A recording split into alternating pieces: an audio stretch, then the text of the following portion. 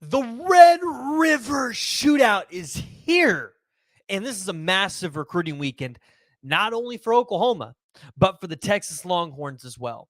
Oklahoma has a chance to go into this game, make a statement, and maybe get the attention of a few recruits that are not necessarily paying attention to Oklahoma, but definitely to grab the attention of the recruits that are paying attention to them and maybe get them to say, yeah, I'm going to pick Oklahoma over Texas. This weekend in recruiting for Oklahoma, nationally televised.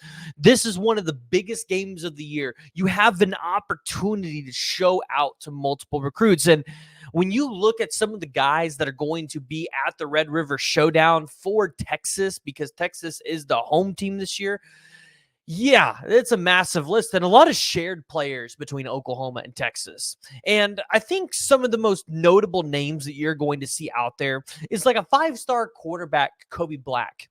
You guys remember him? At 6 foot, 190 pounds, the number 27 overall player in the 247 composite rankings, has 4 crystal balls, including one from Steve Wiltfong in favor of Texas. Yeah, maybe Oklahoma, even though they weren't included in his final school list, if they go out there and they put out a dominant performance in the secondary and win the game, maybe they can go out there and convince a guy like Kobe Black to say, hey, I saw what happened in that game. And maybe I need to give Brandon Hall and Jay Valai another look. Additionally, you look at a 2025 safety in Jonah Williams. Yeah, you guys know him, right? The 6'3", 200-pound, I believe, on 3 as I'm listed as linebacker, but I think he's a safety, probably maybe a cheetah dude. But regardless how you look at it, this is an Oklahoma and Texas battle. He's actually out of the Galveston area. And so you would imagine, hey, you're probably going to have to fight A&M as well. But when you go and you watch Jonah Williams and all of his photos from his high school games, it's Oklahoma, Oklahoma, Oklahoma. You guys know what this means. It's the gloves, right? And I know fans would love to believe that there is a science to the gloves, right? I think we all want to believe that. Jonah Williams seems to show Oklahoma a lot of love. He's been to Texas 3 times, Oklahoma twice, A&M once, total of 6 visits. He might be there this weekend, and it would be important because Oklahoma really wants this guy a part of their 2025 class. And with guys like Michael Fasusi, the 5-star offensive tackle at 6'4", 285 pounds out of Lewisville, Texas, who will be there at the game. You know, to pair a guy like Jonah Williams up on the offensive side of the ball and Michael Fasusi, or Jonah Williams on the defense and Michael Fasusi on the offensive side of the ball, yeah, you love where Oklahoma is going on the recruiting trail. You've got guys like the 4-star cornerback out of Pearland, Texas, Kobe Sellers. Yeah, 5'11 and a half, 165 pounds. I know a lot of people don't like those smaller corners, but guess what? Kobe Sellers is a guy that goes out there. He causes pass breakups. He gets interceptions. And listen, he's not afraid to go out there and make plays, right? So Kobe Sellers, you know, we've talked to him. He's going to be at that game, and that's going to be one where, hey, Oklahoma's probably going to be in a good position, and you like where they currently sit with Kobe Sellers as it is. Now, what does it do for 2024? Not 100% sure, right? Because at this point, a lot of the battles I think you're in are not between OU and Texas. You have Daniel Akinkumi, who a lot of people believe, hey, that's Oklahoma's next commit. You've got Grant Bricks, who you're waiting on. That's kind of an Oklahoma, Kansas State, Nebraska battle. You've got Michael Boganowski, again, an Oklahoma, Kansas State, and a Florida State battle. You have, I mean, I get it. CJ Jackson on the defensive line just decommitted from Georgia Tech. And I did say, hey, you know, I retweeted it, said, hey, guys, watch this one. Keep an eye on it. Probably not going to be one I'm going to the casino, not going to Riverwind and placing my bets on to be in this class.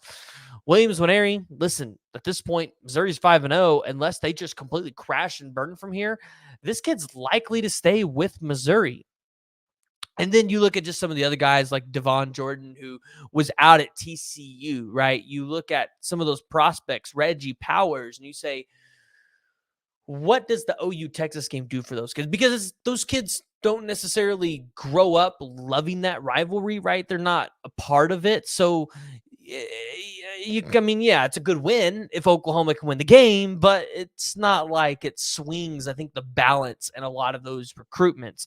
I think where you're really going to see this be a massive weekend for Oklahoma on the recruiting trail is 2025 and 2026. And, well, you've already seen Oklahoma get their first 2026 commitment in Justin Hatton Jr., who, guys, we're going to have here on the podcast. We're going to be recording, so you guys are going to want to stay tuned because we're going to be asking him a little bit about his recruitment, why he decided to commit early. So would love to have you guys pull up for that one. But this weekend for Oklahoma and Texas, both on the recruiting trail, could be massive. Texas has an opportunity to show the world last year was not a fluke, right? That they could do this annually to Oklahoma.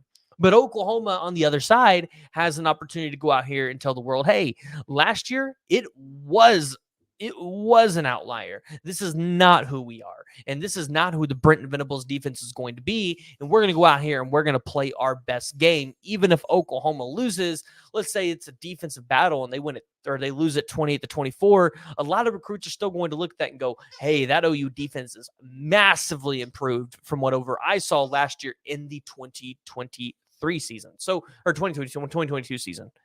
So I really want to hear from you guys because the 2025 cycle, you've got, 6 or 7 commits already. You've probably got another two on docket, basically 2 that you're waiting for. And you've got probably 3 or 4 that you feel like you're in a really, really good spot for, maybe even silent commitments. So if you're Oklahoma, you have to go in there this weekend. You have to play a good game. And you have to put out a good performance. All in it for recruiting, especially with these 5 stars. Maybe you can get yourself back in it for guys that you didn't even think you could be in it for. I've mentioned the name Jordan Johnson-Rubel a lot. And Texas fans will scoff at me. They will tell me it's not going to happen. But Jordan Johnson-Rubel didn't give Oklahoma a look because of the defense. Maybe if it changes, maybe if he sees that change and he sees a dominant performance by Oklahoma.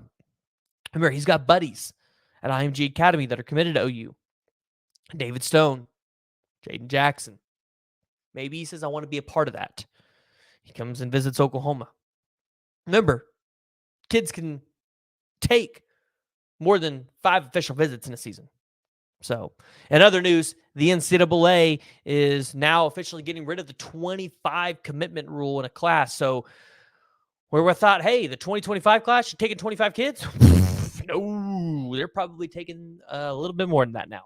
So it's going to be an interesting and a wild ride in recruiting. I'm excited to see where Oklahoma goes, and I'm sure a lot of you guys are too. Is Oklahoma going to be able to win this game, and what's the impact going to be on the recruiting trail?